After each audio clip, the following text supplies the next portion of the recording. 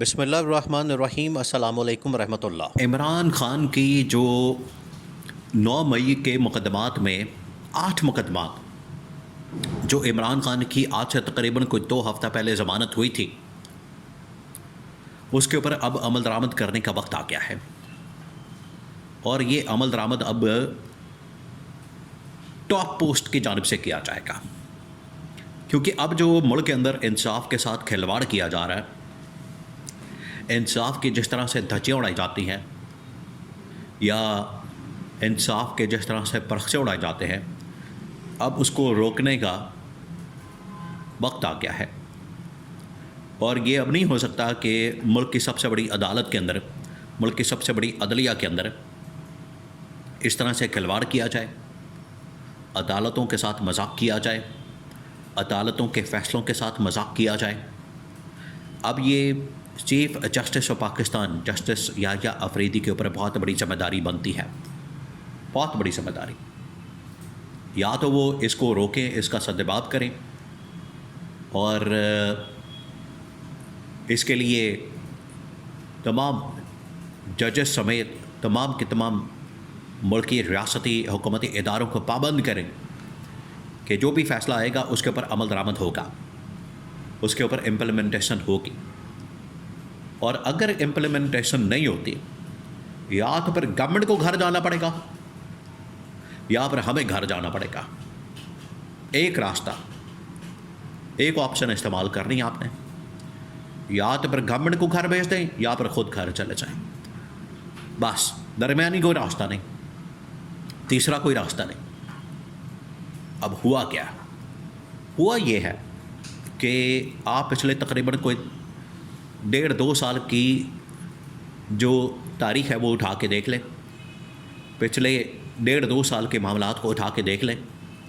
تو آپ کو اندازہ ہو جائے گا، آپ کو پتہ لگ جائے گا وہ کس طرح سے۔ سب سے پہلے تو عمران خان سے جس طریقے سے بلے کا نشان چھینا گیا، پارٹی کو بالکل فارغ کیا گیا، اس کے بعد یہ فیصلہ آج تک ریورس نہیں ہو سکا۔ حالانکہ پی ٹی آئی نے اس کے حوالے سے کئی پٹیشنز دائر کی، اس کے حوالے سے ان کی جانب سے کئی درخواستیں دائر کی گئی، لیکن اس کے باوجود اس کے اوپر عمل درآمد نہیں ہوا، اس فیصلے کے اوپر ان پٹیشنز کو ٹیک اپ نہیں کیا گیا اور ان کے فیصلے نہیں جاری کیا گیا۔ نمبر 2، جو مخصوص نشستیں تھیں اس کا فیصلہ تو کر لیا گیا، اور فیصلہ یہ کیا گیا کہ عمران خان اور پی ٹی آئی کو مخصوص نشستیں دی جائیں۔ اس وقت کے قاضی فائز عیسیٰ جو کہ چیف جسٹس تھے، وہ یہ فیصلہ اپنے حق میں نہیں کروا سکے، بلکہ یہ فیصلہ عمران خان اور پی ٹی آئی کے حق میں چلا گیا، جس کے بعد قاضی فائز عیسیٰ کو اپنی شکست نظر آئی۔ قاضی فائز عیسیٰ نے جب اپنی شکست دیکھی تو انہوں نے اس فیصلے کے اوپر عمل درآمد کروانے سے حکومت کو روک دیا۔ یہ کسی دن تاریخ میں سامنے آ جائے گا، پتہ لگ جائے گا کہ کس طریقے سے اس وقت کی عدلیہ کی جانب سے، اس وقت کے چیف جسٹس کی جانب سے حکومت کی سہولت کاری کی جا رہی تھی، اور مخصوص نشستوں کے فیصلے کے اوپر عمل درآمد نہیں کروایا گیا جو کہ ہونا چاہیے تھا۔ اس کے بعد پھر اب ججز کے اندر سے بغاوت آ رہی ہے۔ پہلے جسٹس منصور علی شاہ، اس کے بعد جسٹس اطہر من اللہ، پھر اس کے بعد جسٹس اعجاز الاحسن، عائشہ ملک، جسٹس عائشہ ملک، ان کی جانب سے اس بارے میں بڑے واضح طور پر ریمارکس دیے گئے۔ نہ صرف اپنے کیس کی سماعت کے دوران اس طرح کے ریمارکس سامنے آتے ہیں، بلکہ ان کی جانب سے جب بھی کسی بھی موقع پر کسی بھی تقریب میں خطاب کیا جاتا ہے، وہاں پر تقریر کی جاتی ہے، اسپیچ دی جاتی ہے، تو یہ لوگ وہاں پر کیا کرتے ہیں؟ اعلان کرتے ہیں، اس خطاب کے اندر اپنا یہ بات کرتے ہیں، اپنا نقطہ نظر سامنے رکھتے ہیں کہ پاکستان کے اندر جس طریقے سے یہ آئین اور قانون کے ساتھ کھلواڑ کیا جا رہا ہے، یہ ناقابل قبول ہے، اور اس کے پیچھے وجہ بھی بیان کرتے ہیں۔ اور وجہ دیکھیں، پوری دنیا کو پتہ ہے وجہ کیا۔ اب آپ نے اس وجہ کے اوپر 2 منٹ کے لیے غور کرنا۔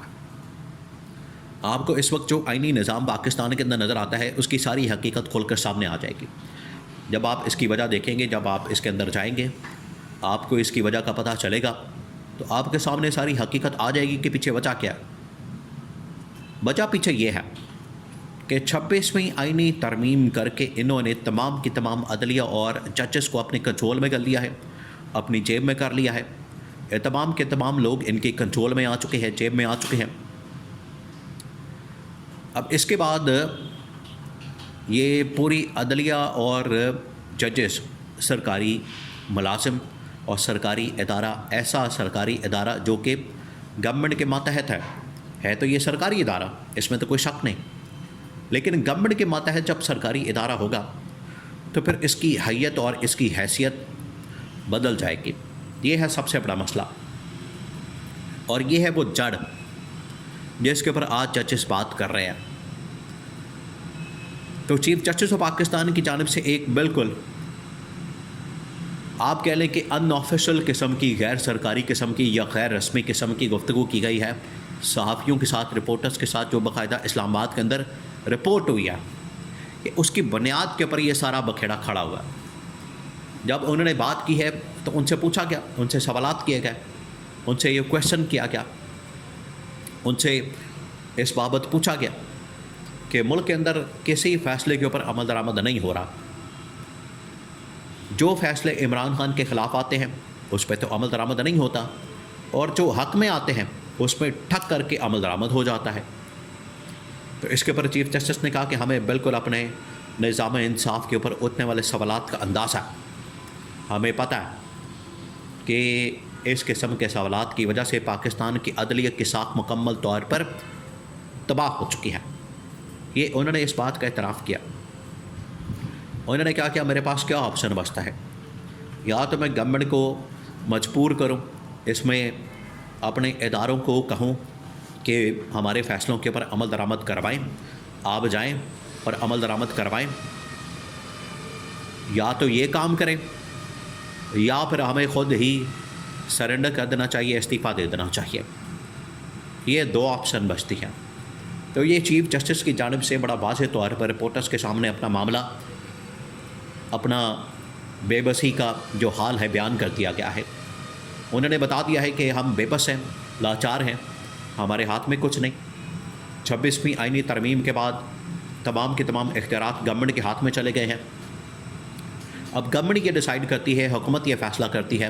حکومت کی جانب سے فیصلہ کیا جاتا ہے کہ فیصلہ کیا ہوگا، جس کی وجہ سے ہمارے ہاتھ مکمل طور پر باندھ دیے گئے ہیں۔ اس بے بسی کے اوپر، لاچارگی کے اوپر چیف جسٹس کا سرنڈر کرنا، یہ ایک قسم کا ان کی جانب سے استعفیٰ دینے کے مترادف ہے۔